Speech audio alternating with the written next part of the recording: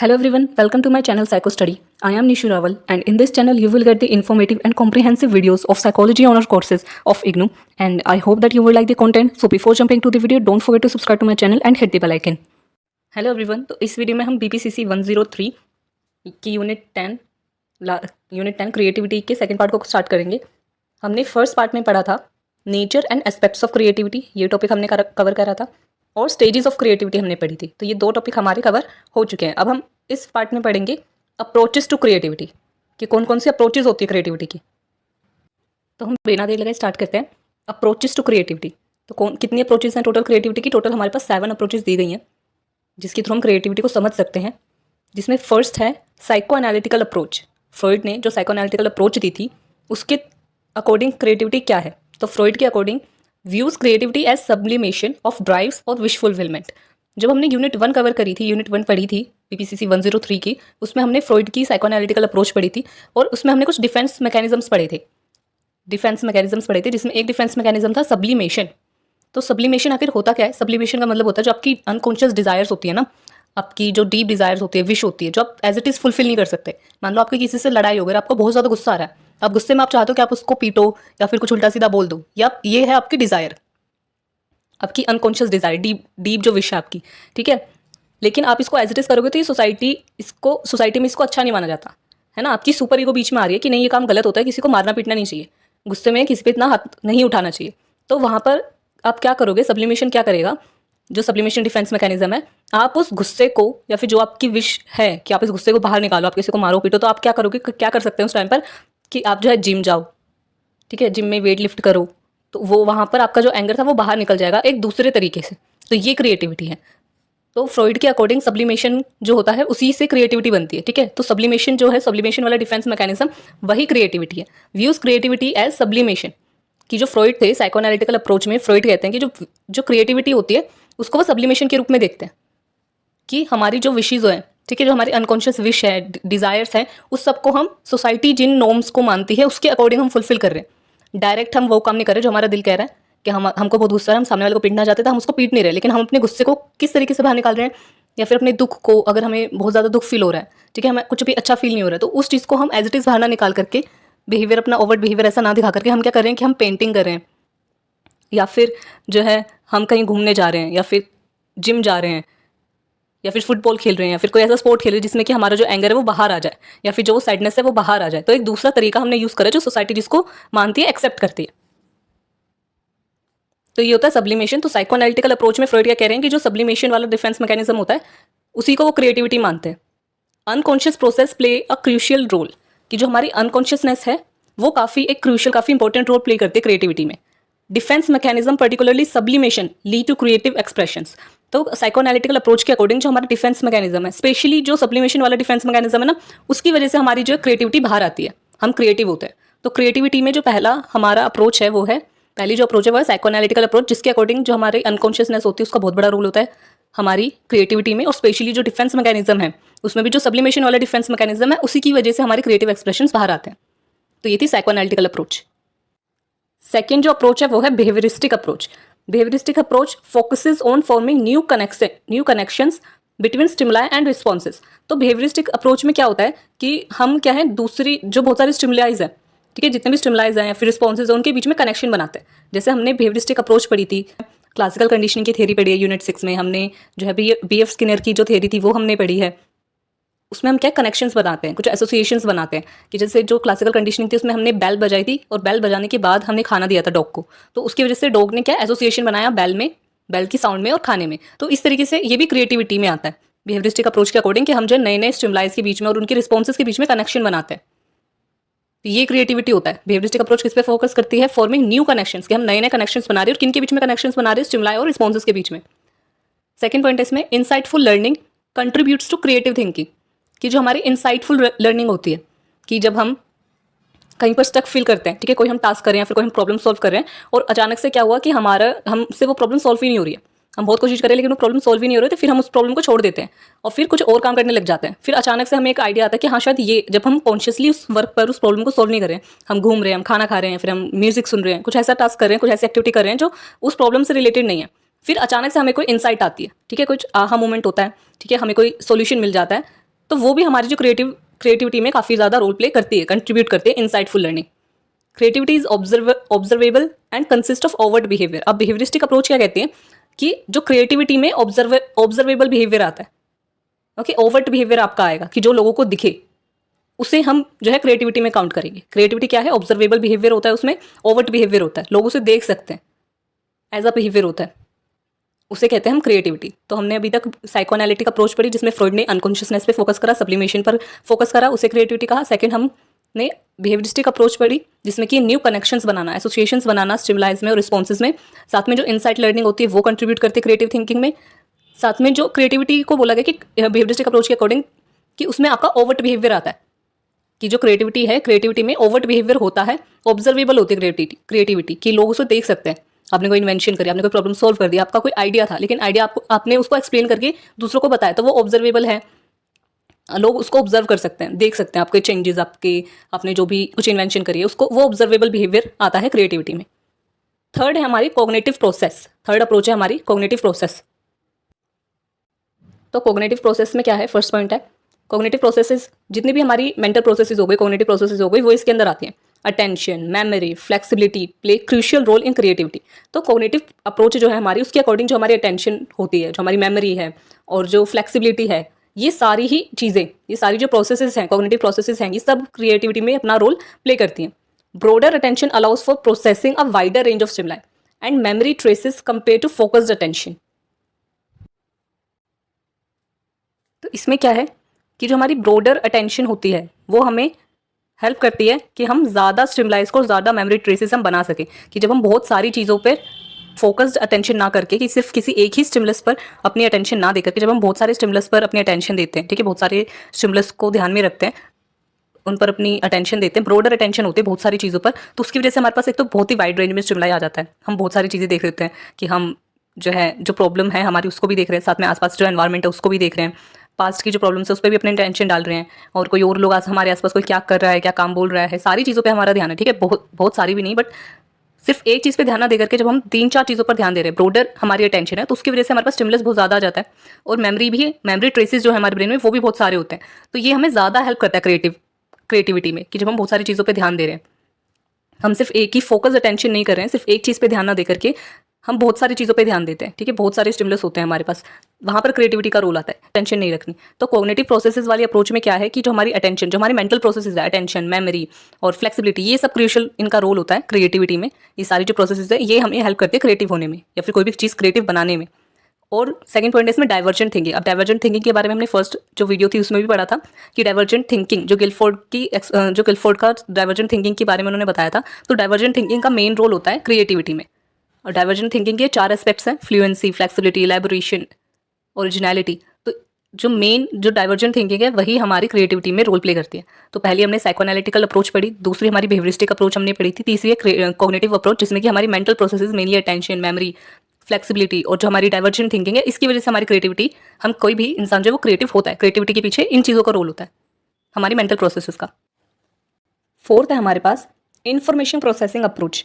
Information processing approach क्या है? Originated in early 1960s में ये ओरिजिनेट हुई थी। Focuses on information processing. Information processing approach, जैसे नाम से पता चल रहा है कि इन्फॉर्मेशन को हमने किस तरीके से प्रोसेस करा है उसके ऊपर फोकस करती है कि हमारे पास जो इन्फॉर्मेशन है वो इनफ इन्फॉर्मेशन है कि नहीं है, कि वो उसको हमने ढंग से फॉर्मुलेट करा है, स्ट्रक्चर अच्छे से करा है कि नहीं करा है, और कंप्लीट इन्फॉर्मेशन है कि नहीं, इस चीज़ के ऊपर मेनली फोकस करती है इन्फॉर्मेशन प्रोसेसिंग अप्रोच। अगर आपको कोई प्रॉब्लम सॉल्व करनी है और आपको उस प्रॉब्लम के बारे में ढंग से पता ही नहीं है कि एक्चुअल प्रॉब्लम है क्या, मेन कोज क्या है, अच्छा कोई ये बात है ये सॉल्व क्यों नहीं हो पा रही है, तो सारी रीज़न, सारी जो इन्फॉर्मेशन है, अगर आपने प्रोसेसिंग जो मेन जो फर्स्ट स्टेप होता है, फर्स्ट स्टेज होती है क्रिएटिविटी के, लास्ट वीडियो में हमने स्टेजेस ऑफ क्रिएटिविटी पढ़ी थी, जिसमें पहली स्टेज होती है प्रेपरेशन। प्रेपरेशन में क्या करते हैं हम कि सारी इन्फॉर्मेशन को अच्छे से कलेक्ट करते हैं और उसे फॉर्मुलेट करते हैं। तो अगर आपने फर्स्ट स्टेप ही अच्छा नहीं करा है, आपकी इन्फॉर्मेशन कलेक्ट ही अच्छे से नहीं करी, उसको प्रोसेस ही अच्छे से नहीं करे, तो आप कोई भी प्रॉब्लम सॉल्व नहीं कर सकते। और जब आपकी प्रॉब्लम सॉल्व नहीं हुई है तो आप कुछ क्रिएटिव बना ही नहीं सकते, आपको आइडियाज़ ही नहीं आएंगे, क्योंकि आपकी प्रॉब्लम ही आपको ढंग से पता नहीं है कि वो क्या है, सारी इन्फॉर्मेशन ही नहीं है आपके पास। तो information processing approach main focus करती है इन्फॉर्मेशन की प्रोसेसिंग पर। थर्ड पॉइंट है इसमें develop when initial solutions are inadequate और इनइफेक्टिव। अब जो क्रिएटिविटी है वो कब डेवलप होती है, ठीक है, आप इधर तक आते हैं क्योंकि कुछ आपको नया करना है। क्यों? क्योंकि जो आपके पास पुराने सॉल्यूशंस है, जो इनिशियल सॉल्यूशंस है वो इनएडिक्वेट है या फिर इनइफेक्टिव है, वो इतने काम के नहीं है, आपको लगता है कि नहीं इससे अच्छा कोई सोल्यूशन हो सकता है, या फिर इससे भी अच्छे जो है हमारी अगर हम एग्जाम्पल लें इन्फॉर्मेशन प्रोसेसिंग का, या फिर क्रिएटिविटी क्यों डेवलप होती है कि जब हमारे पास इनिशियल जो सोल्यूशंस हैं, जो पहले जो जितने भी आइटम्स हैं हमारे पास, जो भी सोल्यूशन है वो इनएडिक्वेट लगे, या फिर लगे कि हाँ ये ठीक है सोल्यूशन, इसमें कुछ गलत नहीं है, बट इससे भी अच्छा कुछ हो सकता था, तो वहाँ पर हमारी क्रिएटिविटी होती है। जो हमें पहले के जो सोल्यूशंस है, पहले जितने भी चीज़ें हैं हमारे पास, वो हमें इनएडिक्वेट लगे।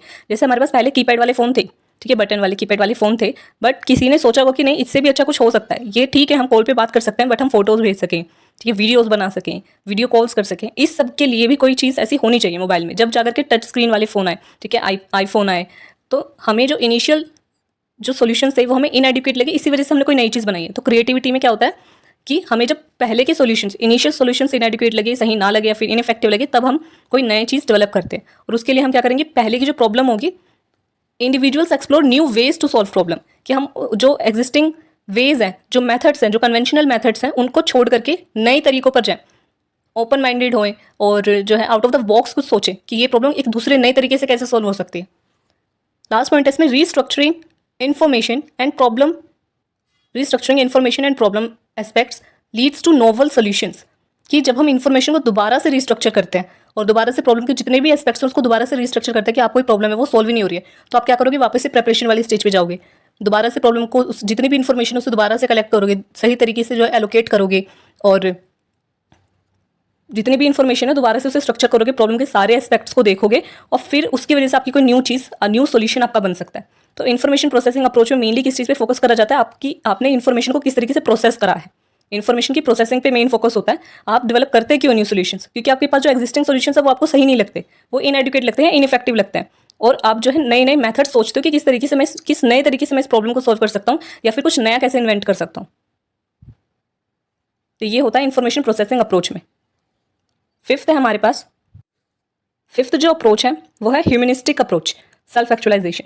ह्यूमनिस्टिक अप्रोच क्या बताती है, creativity reflect self actualization tendencies, कि क्रिएटिविटी क्या रिफ्लेक्ट करती है, क्रिएटिविटी में क्या रिफ्लेक्ट होता है, क्रिएटिविटी में सेल्फ एक्चुअलाइजेशन जो टेंडेंसीज हैं ह्यूमन बीइंग की, किसी भी इंडिविजुअल की टेंडेंसी क्या होती है, हमारी बेसिक आदत होती है कि हम अपने आप को जानना चाहते हैं, ठीक है, हमारे नेचर में होता है कि हम खुद को एक्चुअलाइज करना चाहते हैं, अपने सेल्फ के बारे में जानना चाहते हैं, और इसी की वजह से कुछ ना कुछ क्रिएटिविटी हम करते रहते हैं।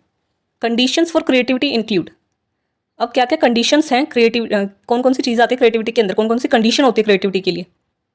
पहली है extensionality, extensionality means openness to experience, tolerance for ambiguity and lack of rigidity. Extensionality में क्या है कि आप नई चीज़ों को एक्सपीरियंस करने के लिए तैयार हो, आप लिमिटेड होकर ना रहें कि बिल्कुल कन्वेंशनल होकर कि नहीं जो हमारे पास एग्जिस्टिंग सोल्यूशन है वही ठीक है, हम कुछ नया देखना नहीं चाहते, तो वो चीज़ नहीं होनी चाहिए। आप जो है आउट ऑफ द बॉक्स सोचने के लिए, कुछ देखने के लिए, कुछ न्यू चीज़ एक्सपीरियंस करने के लिए तैयार हो, ओपन हो। टॉलरेंस फॉर एम्बिगिटी, कि अगर कोई प्रॉब्लम होती भी है या कुछ ऐसा गलत होता भी है तो वो भी ठीक है, ठीक है, आप बर्दाश्त कर लो, इतनी टॉलरेंस आपके अंदर होनी चाहिए। एंड लैक ऑफ रिजिडिटी, कि ज़्यादा रिजिड नहीं होना होगा आपको। अगर ये सारी चीज़ें, ये सारी कंडीशंस फुलफिल होती हैं तो आप क्रिएटिविटी कर सकते हो। अगर आपके अंदर आप जो है रिजिड हो बहुत ज़्यादा कि नहीं कुछ नया हो ही नहीं सकता, तो आप जो क्रिएटिविटी कुछ कर ही नहीं पाओगे, कुछ क्रिएटिव सोच ही नहीं पाओगे। तो पहली चीज़ क्या है, पहला पॉइंट क्या कंडीशन है क्रिएटिविटी के लिए, एक्सटेंशनैलिटी। सेकेंड है internal locus of evaluation, second है internal locus of evaluation. Internal locus of evaluation में क्या है, not relying solely on others judgments और क्रिटिसिज्म, कि आपको दूसरे क्या बोलेंगे उस चीज़ का डर नहीं होना चाहिए, ठीक है, उस चीज़ पे डिपेंड नहीं होना चाहिए कि अच्छा इन्होंने तो मैंने जो चीज़ बनाई है या कुछ मेरी इन्वेंशन है इसको ये लोग कह रहे हैं कि नहीं ये अच्छी नहीं है या फिर ऐसा कुछ हो ही नहीं सकता। ये जो भी आपने कोई किसी एक प्रॉब्लम का सोल्यूशन बताया है या उसको डिस्क्राइब करा है, एक्सप्लेन करा है, इलैबोरेट करा है, आपको क्रिटिसिज्म से डरना नहीं है, उसके ऊपर बेस नहीं होना कि लोग क्या कहेंगे, उस चीज़ पे फोकस नहीं करना। आप खुद से कितने सेटिस्फाई हैं, आपका inner satisfaction from engaging in creative work, वो मैटर करता है कि आप खुद से कितने कितने खुश हैं उस काम को करने में या उस क्रिएटिव टास्क को परफॉर्म करने में, कुछ नई इन्वेंशन करने में। तो वहाँ पर आप कितने ज़्यादा खुद को किस तरीके से इवैल्यूएट करते हैं वो मैटर करता है, आपको दूसरों के जजमेंट्स के ऊपर डिपेंड नहीं करना। तो पहला एक्सटेंशनैलिटी कि आपके अंदर ओपननेस होनी चाहिए नई चीज़ों को एक्सप्लोर करने की, आपके अंदर आप जो है रिजिड आपको नहीं होना है। और इंटरनल लोकस ऑफ इवैल्यूएशन होना चाहिए कि आप खुद से, आपका खुद का कंट्रोल हो। इंटरनल लोकस मीन्स खुद का कंट्रोल हो आपकी इवैल्यूएशन पे कि आप क्या समझते हैं खुद को लेकर के, आप खुश हैं उस टास्क में या नहीं। दूसरे क्या बोल रहे हैं कि नहीं ये तो टास्क बिल्कुल बेकार है, ये क्रिएटिव वर्क में तो बहुत टाइम लग जाएगा, बहुत बोरिंग है, लेकिन आपको इंटरेस्ट आ रहा है, आप सेटिस्फाई हैं, अच्छा है। थर्ड जो कंडीशन है क्रिएटिविटी की वो है ability to play. Third condition है ability to play, forming new ideas, associations and relationships between diverse aspects of elements. Ability to play में क्या आएगा कि आप जो है न्यू आइडियाज़ बनाने के लिए, न्यू रिलेशनशिप्स बनाने के लिए, अलग अलग एस्पेक्ट्स के बीच में और एसोसिएशंस बनाने के लिए आप रेडी हो, आपके अंदर इतनी एबिलिटी हो कि आप ये नई नई चीज़ें एक्सप्लोर करो, आपको इंटरेस्ट है इन सब चीज़ों में कि स्लीप में और आपकी बॉडी के फंक्शंस में क्या रिलेशनशिप है, क्या आप अच्छे से जब आपकी नींद पूरी होती है, जब आप बिल्कुल डीप स्लीप में होते हो, रात को आपको नींद बड़ी अच्छी है, तो अगले दिन आपका जो पूरा बिहेवियर होता है, आपकी बॉडी के जो फंक्शंस है वो कितने अच्छे से टास्क करते हैं। तो ये दो अलग अलग एस्पेक्ट्स हैं, स्लीप और आपकी जो मेंटल हेल्थ या फिर फिजिकल हेल्थ, और इन दोनों के बीच में आप कुछ एसोसिएशंस बना रहे हो। तो इन ये चीज़ों को आप एक्सप्लोर करने में, रिसर्च करने में और नए नए एसोसिएशंस बनाने में, रिलेशनशिप्स बनाने में, न्यू आइडियाज़ फॉर्म करने में आपको कितना मज़ा आता है, आप इंटरेस्टेड हो, आपके अंदर ये एबिलिटी है इन नई नई चीज़ों में इन्वॉल्व होने की, एसोसिएशंस बनाने की, या फिर नहीं। तो ह्यूमनिस्टिक अप्रोच क्या बोलती है कि आपको एक्सप्लोर करने में काफ़ी मज़ा आता है। इंडिविजुअल की टेंडेंसी होती है सेल्फ एक्चुअलाइजेशन, खुद को जानने की कि वो क्या कर सकता है, उसको क्या क्या आता है। तो ये हमारी क्रिएटिविटी में रिफ्लेक्ट होता है। ठीक है, हमारी क्रिएटिविटी में क्या क्या चीज़ आती है कि हमारी बेसिक टेंडेंसी होती है कि हमको खुद को एक्सप्लोर करना है, अपने आप को जानना है कि हम क्या कर सकते हैं, क्या नहीं कर सकते। सेल्फ एक्चुअलाइजेशन की हमारी टेंडेंसी होती है और इसी की वजह से लोग क्रिएटिव होते हैं। अब क्रिएटिविटी होने के लिए 3 कंडीशंस बताई गई हैं ह्यूमन में। ठीक है, ह्यूमनिस्टिक अप्रोच में पहली है एक्सटेंशनैलिटी, दूसरे इंटरनल लोकस ऑफ इवैल्यूएशन और थर्ड है एबिलिटी टू प्ले। तो ये था ह्यूमनिस्टिक अप्रोच। अब हमारे सिर्फ 2 अप्रोचेस बचे हैं, जिसमें 6th है डिफरेंशियल अप्रोच। अब 6th है डिफरेंशियल अप्रोच। अब डिफरेंशियल अप्रोच के अकॉर्डिंग क्या है कि क्रिएटिविटी किस पे फोकस करती है, 4 पीज ऑफ क्रिएटिविटी। कि क्रिएटिविटी में 4 पी होते हैं। ठीक है, कौन से 4 पी हैं?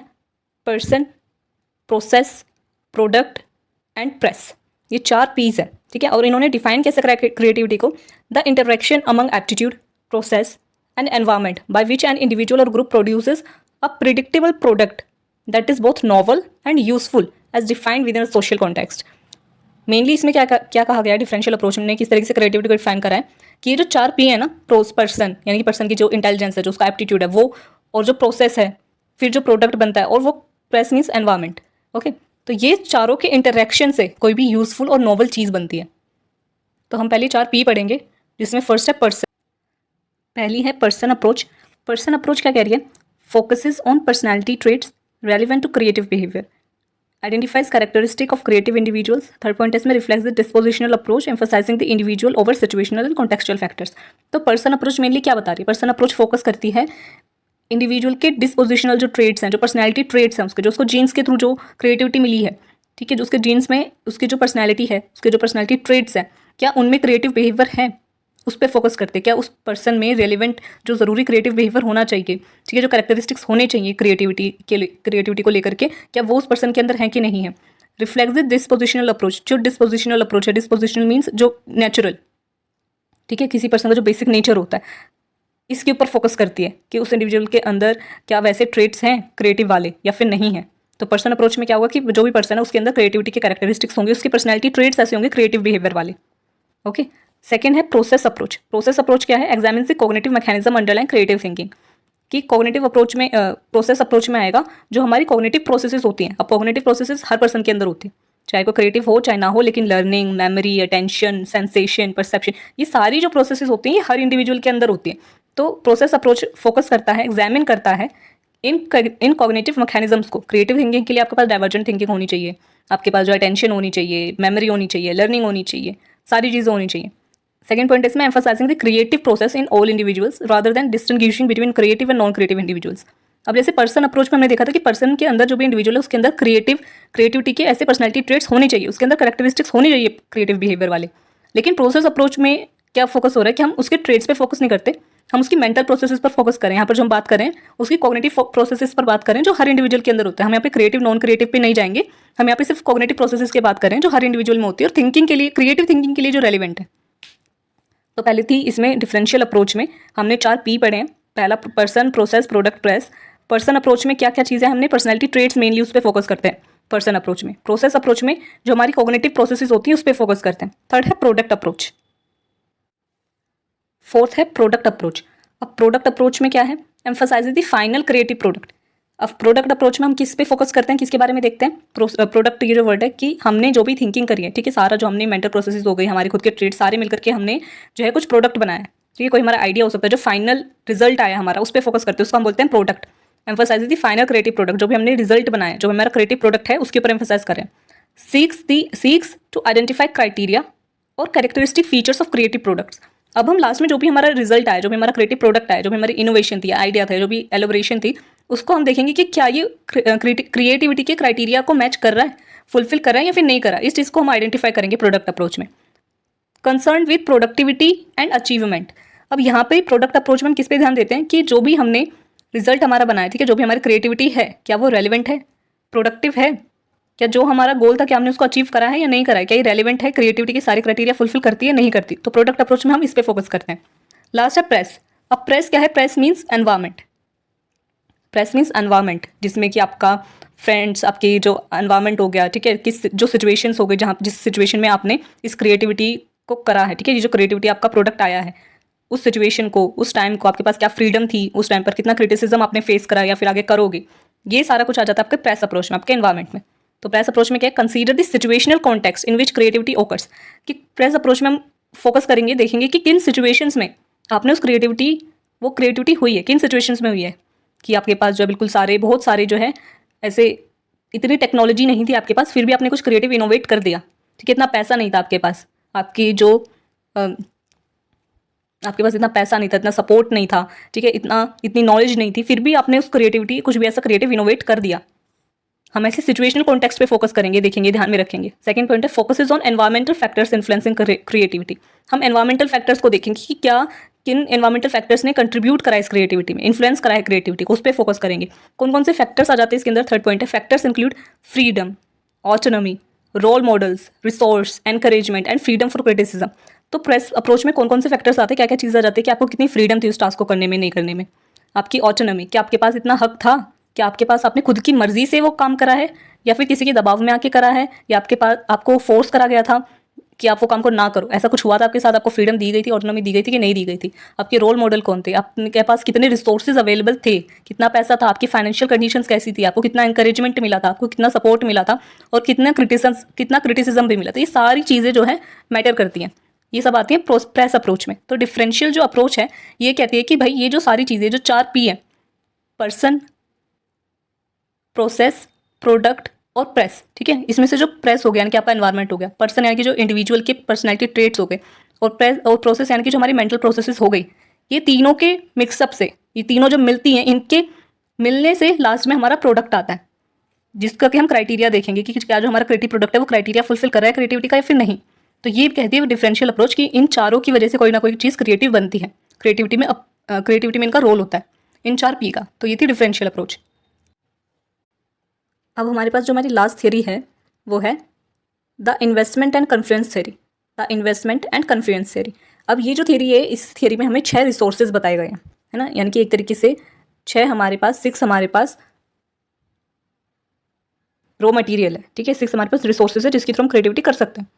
तो 6 रिसोर्सेज कौन कौन से हैं? फर्स्ट है इंटेलेक्चुअल स्किल, सेकंड है नॉलेज, थर्ड है थिंकिंग स्टाइल, फोर्थ है पर्सनैलिटी, फिफ्थ है मोटिवेशन और सिक्स्थ है एनवायरमेंट। तो पहला है इंटेलेक्चुअल स्किल्स, कि हमारे पास ये रिसोर्स होना चाहिए अपने अंदर, कि हमारे पास इंटेलेक्चुअल स्किल्स होने चाहिए हमारे। कौन से इंटेलेक्चुअल स्किल्स? ASP, यानी कि first analytic skill, synthetic skill and practical contextual skill. Analytic skill क्या कहता है? Involves analysing ideas and way there relative values, कि हमारे पास जो भी आइडियाज़ हैं उनको हम एनालाइज कर पाएँ, इतनी एबिलिटी होनी चाहिए, स्किल होना चाहिए हमारे पास। एनालिटिक स्किल होना चाहिए कि हमारे पास जो भी आइडियाज़ हैं उनको हम तोल सकें, नाप सकें, उसको एनालाइज कर सकें कि वो कितना वर्थी है या नहीं है, ये स्किल हमारे अंदर होना चाहिए। सेकंड क्या इंटेलेक्चुअल स्किल होना चाहिए? Synthetic skill, goes beyond conventional thinking, exploring diverse ways of thinking, कि हमारे पास जो कन्वेंशनल वेज हैं, मेथड्स हैं, टेक्निक्स हैं, उनका यूज़ ना करते हुए आउट ऑफ द बॉक्स कुछ सोचना और कुछ न्यू मेथड निकाल करके लेकर आना, ये स्किल हमारे पास होना चाहिए।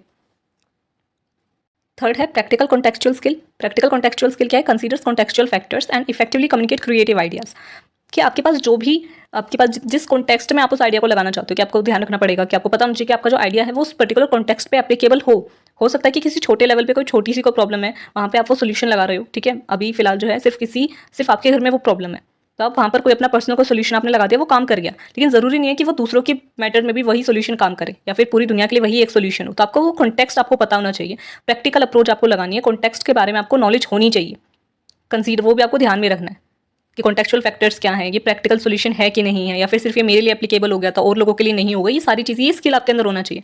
तो पहला जो रिसोर्स है हमारे पास इन्वेस्टमेंट और कन्फ्लुएंस थ्योरी में, वो है इंटेलेक्चुअल स्किल्स, जिसमें 3 तरीके की स्किल्स हमारे अंदर होने चाहिए, एनालिटिक, सिंथेटिक और प्रैक्टिकल कॉन्टेक्चुअल स्किल। ये था फर्स्ट रिसोर्स हमारा। सेकेंड है नॉलेज। नॉलेज क्या? अंडरस्टैंडिंग द प्रॉब्लम और feel is crucial for creativity.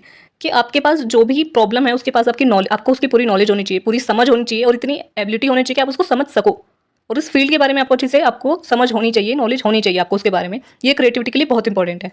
Existing knowledge can guide और कंस्ट्रेन क्रिएटिव थिंकिंग।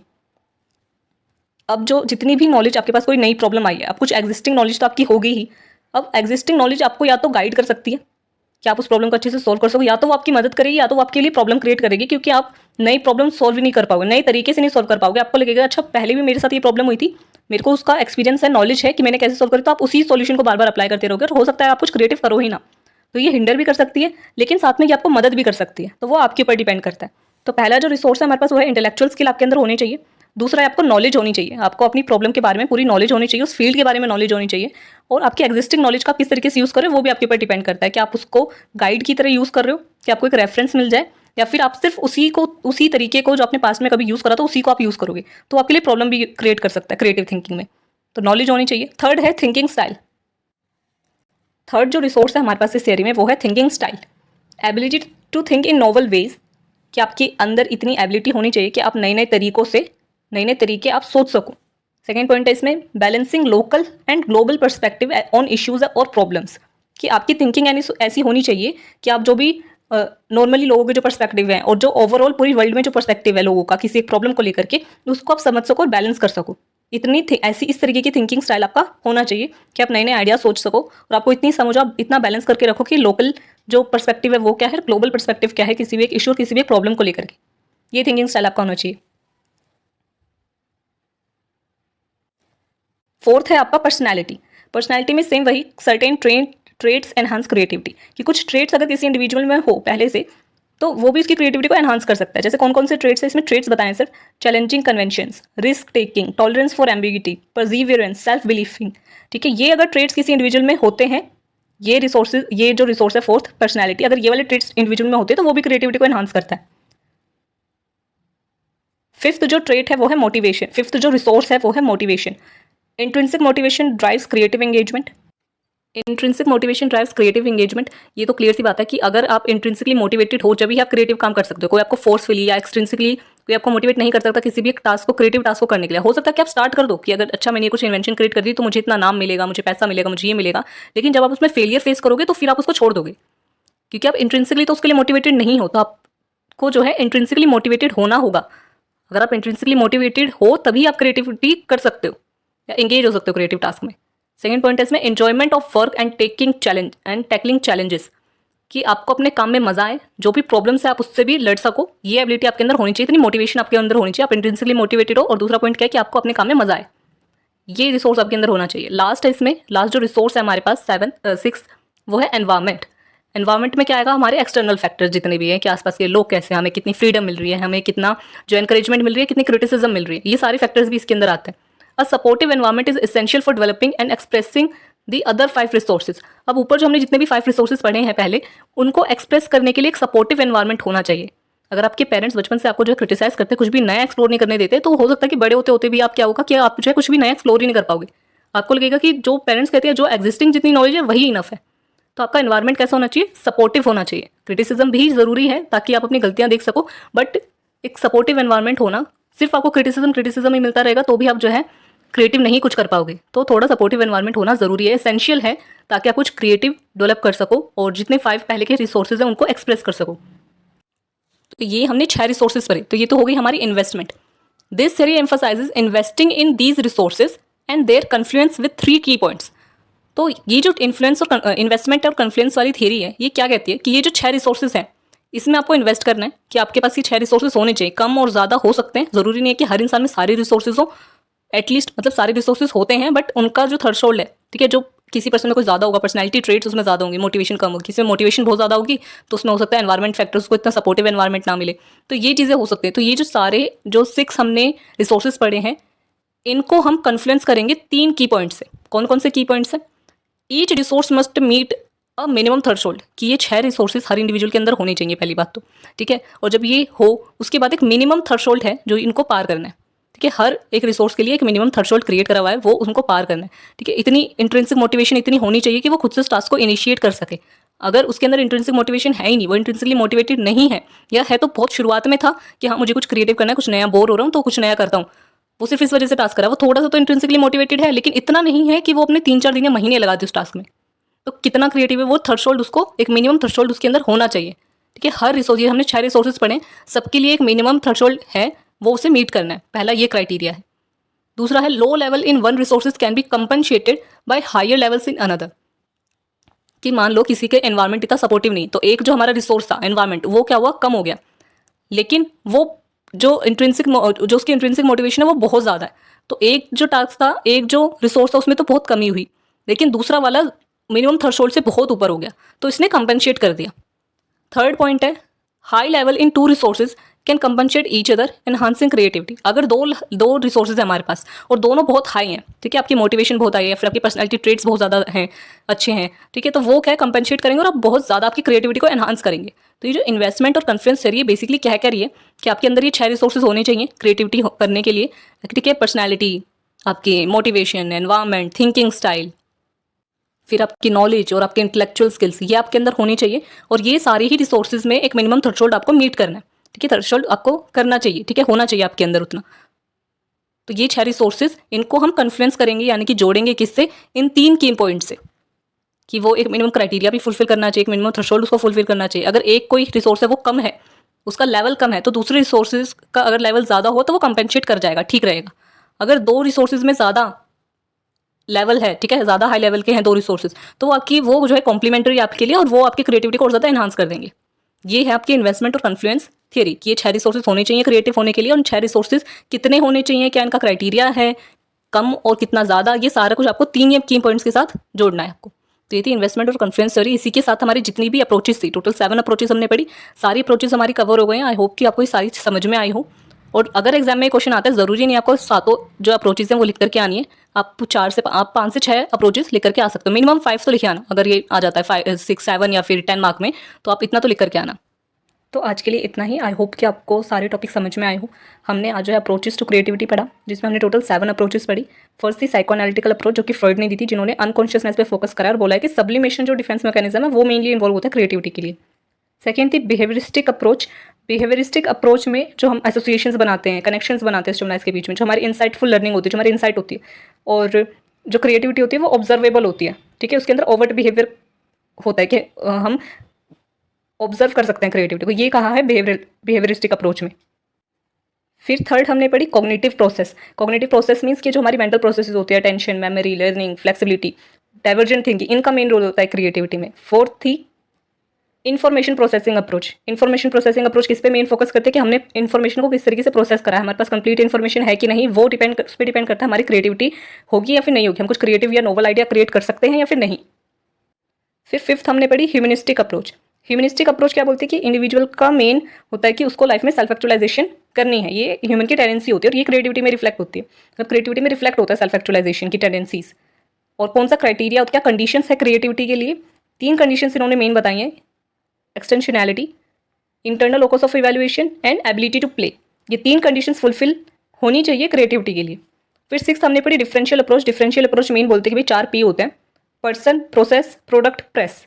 और पर्सन,